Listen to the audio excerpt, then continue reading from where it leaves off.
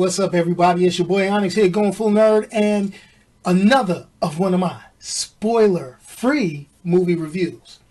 Well, M. Night, let me get it right. Shyamalan. Is that it? Did I get it? Well, my boy M. Night Shyamalan, you've done it again. Or you didn't do it, depending on your opinion of his films. He is either a genius or he's just clueless. Now, Unbreakable came out 19 years ago, and it was a wild ride, okay?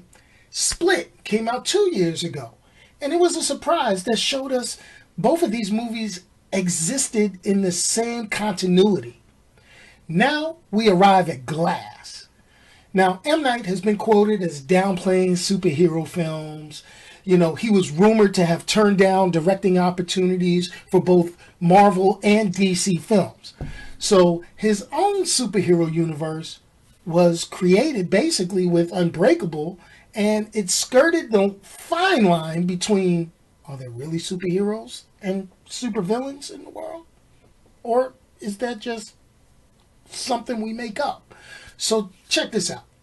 I'm not going to recap Unbreakable or Split, but I will say it isn't a must to see both of these films, but it helps in order to get a full feel for all the plot twists and the majority of this story.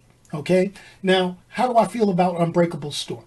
The story is solid all the way through, and it has the feel of a comic book in the way it's composed and adding that traditional M. Night style, you know, with the twists all over the place. Now, the main character, Mr. Glass, and honestly, solid story, but he really doesn't come into his own until really it feels like almost halfway or 2/3 of the way through the movie.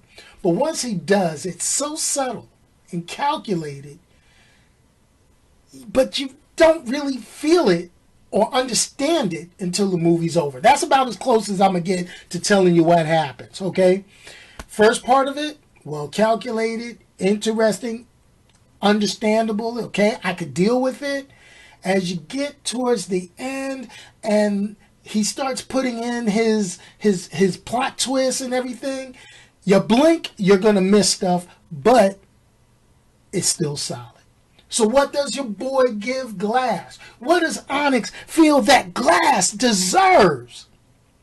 Straight up the middle, run of the mill. I give Glass a 3 out of 5. You can take it or leave it, in my humble opinion. Now, I'll be honest. I can understand why it topped the box office in its opening weekend. I mean, part of the hype was the actors. I mean, you got Sam Jackson, James McAvoy, Bruce Willis. Can you get better than that? And I'll be honest, as much as I like seeing Samuel L. Jackson in his busted up buckwheat, wig and his Prince suit as Mr. Glass, this movie left me with just as many questions as it did give some answers. All right, there's no after credit scene. Obviously, it's not your traditional superhero flick with a whole bunch of stuff going on, so you don't really need IMAX or anything like that. It's a good movie, but not a great movie. Does that make sense to you guys? And it makes a satisfying, or really not satisfying, depending on your opinion, bookend of a trilogy that could have been so much more. Whew. I hope I didn't confuse you too much, but that's a typical M. Night movie. But anyway, remember, like, subscribe, share. Also, check out the podcast on anchor.fm. Show your support.